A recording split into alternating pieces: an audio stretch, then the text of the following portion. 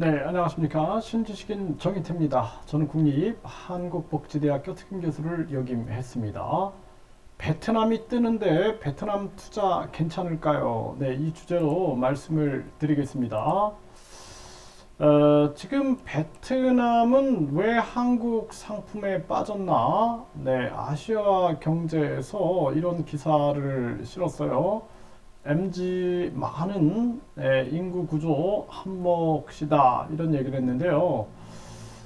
네, 베트남은 인구 1억 명 가운데 생산 가능 인구가 70%에 달하는 젊은 나라다. 네, K-팝 드라마는 물론 음식, 패션, 뷰티까지 다채로운 콘텐츠가 베트남인들의 일상으로 파고들고 있다. 이렇게 얘기를 하고 있습니다. 네, 그래서 이 한국과 베트남이 1992년에 수교를 맺고 지금까지 164배가 성장했다라는 거예요. 현재 교역 규모가 806억, 806억 9천 달러다. 800억 달러. 네, 그러니까 굉장히 크게 성장해서 우리나라 제3대 교역국이다라는 거죠. 네, 네 번째 수출 대상국이다. 이렇게 얘기를 하고 있습니다. 그래서 이 지금 이 베트남 같은 경우에는 지금 포스트 차이나다 해가지고 포화 상태인 국내 시장과 사드 보복 조치, 혐한령, 코로나19로 인한 봉쇄 정책 등으로 순환을 겪은 중국 시장에서 서서히 철수한 국내 유통기업들이 일찌감치 베트남을 포스트 차이나로 낙점하고 현지 사업을 강화했다라는 것입니다. 네, 그래서 롯데 같은 경우에는 뭐 쇼핑몰, 마트, 시네마, 아쿠아리움, 오피스, 호텔, 레지던스 등 복합 상업단지 롯데몰 하노이를 연다라는 거죠. 그러다 보니까 뭐 이런 대기업들은 사실 괜찮아요. 대기업들은 충분히 이 베트남에서 사업을 하는 것이 수월하다. 저도 그렇게 진단을 내리고 있고요. 네, 그러면서 CJ는 만두라든지 가공밥, 김치, K소스 등을 생산하는 34,800제곱미터 규모의 키즈나 공장을 완공했다라는 거예요. 롱안성, 호치민 바로 옆에 있는 도시인데요. 그러다 보니까 이 베트남에 많은 사람들이 연락이 옵니다. 그래서 호주, 뭐 중국, 일본, 미국 등등에서 연락이 오는데 저는 이제 18년 동안 제가 한국과 베트남을 오가면서 한국, 베트남, 호주 이쪽으로 태국, 뭐 필리핀이라든지 말레이시아라든지 캄보디아 이쪽을 이렇게 호주 쪽으로 연결해서 이렇게 활동을 하면서 이제 여러 가지 활동을 했기 때문에 여기에 대해서 이제 많은 분들이 연락이 오는 거죠. 그래서 이분들이 이 베트남 사업을 꿈꾸는 거예요. 베트남의 국제학교 사업이라든지 외국인들이 많이 들어오니까 국제학교를 만드는 거 뿐만 아니라 각종 뭐 유학 사업부터 시작해가지고 각종 뭐 제조업 사업이라든지 뭐 등등 얘기들을 하시는데 일단 대기업들은 충분히 보호가 되겠죠. 대기업들. 네, 그건 말씀을 드리는데 중소기업이나 자영업들은 굉장히 위험할 수 있어요. 네, 그리고 특히나 이 베트남에 제가 최근에도 여러 교수님들하고 이제 통화를 했는데 특히 유학생들도 보면은 이탈이 굉장히 심하다. 네, 근로자들도 이탈이 심하다. 이거에 대해서 좀 연구를 하고 싶다. 이렇게 해가지고 연락이 오는 경향이 있는데요.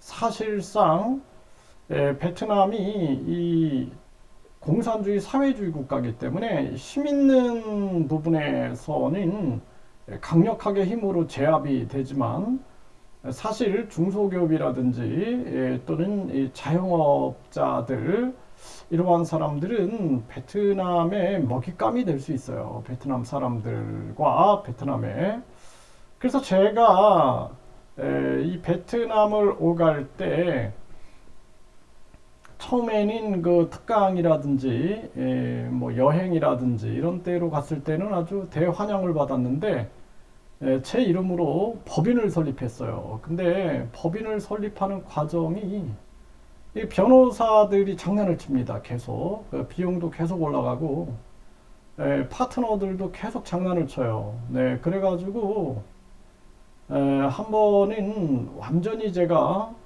에, 쫓겨난 적이 있어요. 법인에서 쫓겨나가지고 회장으로 갔는데 거기서 쫓겨나서 호텔에 머물면서 아주 심각한 그러한 고민을 많이 했던 적이 있습니다. 네, 그래서 배신이라는 부분들이 아주 쉽게 일어나고요. 필요할 때는 다시 또 손을 잡는 것도 아주 쉽습니다. 네, 이러한 부분들.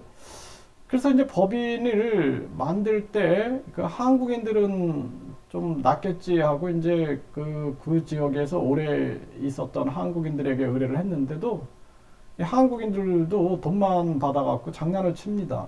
네, 그래서 일단은 가장 중요한 것은 1년 동안은 사업을 하지 말고 베트남에서 1년 동안 공부한다고 생각하고 언어 공부를 해라. 언어 공부를 하고 그쪽을 명확하게 습득을 해라. 네, 그러면은 그 다음에는 좀 길이 보일 거예요. 길이. 그런데도 이제 법인을 만들고 직원을 뽑으면은 직원들의 횡령이 아주 자주 일어납니다. 그리고 속임수가 일어나고 그리고 스파이들이 굉장히 많아요. 네, 직원을 뽑았는데 스파이고 임원을 뽑았는데도 스파이고 심지어는 다양한 거래처들도 스파이가 되는 경우가 많습니다. 그래서 제가 아는 한 그 화장품 업체 사장님은 이 뭐야 대리점 같은 것들을 이렇게 냈는데 이 대리점이 어느 날 가보면은 사라져 있다라는 거예요. 네, 그래가지고 제가 이제 조언을 그렇게 해줬어요. 네, 완전히 그 도매를 하더라도 선불로 받고 물건을 넘겨라. 그렇지 않으면은 어려움을 겪을 수 있다. 이런 얘기들을 많이 해줬고, 저한테 이제 제가 글을 많이 썼기 때문에 제 글을 보고 연락 오시는 분들이 많아요. 네, 네이버의 블로그에 제가 글을 많이 썼어요. 그래서 그러한 글을 보고 연락이 오시는 분들이 많은데 대부분 상담하는 게 배신당했어요. 또 많은 피해를 봤어요. 사기를 당했어요. 살해 위협을 받고 있어요. 이런 거예요.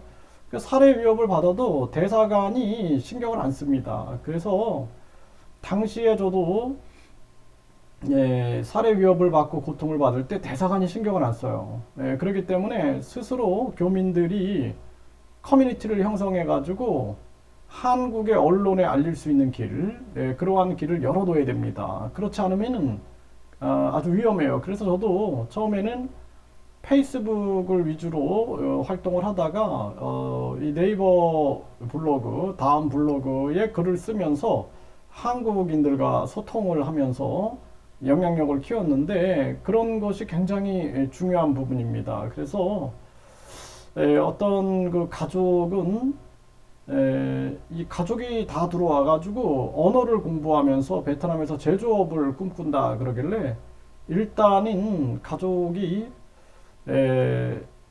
아주 그냥 소규모의 장사라도 한번 해보고 해라. 큰 투자를 했다가는 결국에 나중에 큰 후회를 할 수가 있고, 그리고 한국에 기반이 없을 경우에는 국제 거지가 될 수 있는 상황이 생긴다. 그러면은 한국도 못 오고, 또 베트남에서도 떠돌아서 완전히 그 베트남의 한국 거지가 되는 경우가 많습니다. 네, 그렇기 때문에 아주 주의를 해야 한다. 그래서 결론적으로 일단은 1년 동안 가서 베트남어를 공부하면서 그 나라의 언어와 문화를 익혀라. 근데 베트남어도 1년 공부해 갖고는 안 돼요. 네, 적어도 나중에 한 4년 정도 공부를 해야지 어느 정도 보입니다. 제가 18년을 오가다가 이제 법인을 만들어서 5년을 제가 거주를 했는데 5년을 거주해 보니까 네, 이제 한 4년 정도 지나니까 이제 언어가 원활해지더라고요. 네, 그래서 이거 우리 아이들도 보면은 만 4세가 되면은 한국어를 아주 유창하게 하죠. 네, 그렇게 돼요. 네, 그렇기 때문에 네, 그것도 이제 베트남 사람들과 같이 생활했을 때 그게 가능한 겁니다. 그래서 저는 일부러 그 기숙사에서 학생들 기숙사에서 생활을 했어요. 그래서 기숙사에서 생활하면서 학생들과 밥을 먹고 같이 청소하고 같이 축구하고 같이 운동하고 같이 그 친구들 고향에 놀러 가고 이런 식으로 4년을 생활하니까 그때 이제 귀가 아주 뚫려 버리더라고요. 그래서 아주 과도한 투자를 해가지고 어려움을 겪지 마셔라. 지금 한국이 어렵다 보니까 베트남으로 가는 분들이 많아요. 네, 이 교수님들도 이제 그냥 노후에 베트남으로 가야겠다 이런 분들도 계시고 또 한국에 학과가 없어지니까 이제 베트남에 가서 한국어 학원을 해야겠다 뭐 이렇게 가시는 분들도 계신데 제 말을 주의 깊게 들으시고 네, 한국어를 가르치는 건 좋습니다. 아주 그 한국어 가르치다 보면은 한국어 베트남어 능력이 향상이 되고 인맥이 형성되기 때문에 그건 아주 좋은 방법이다 이렇게 추천을 드립니다.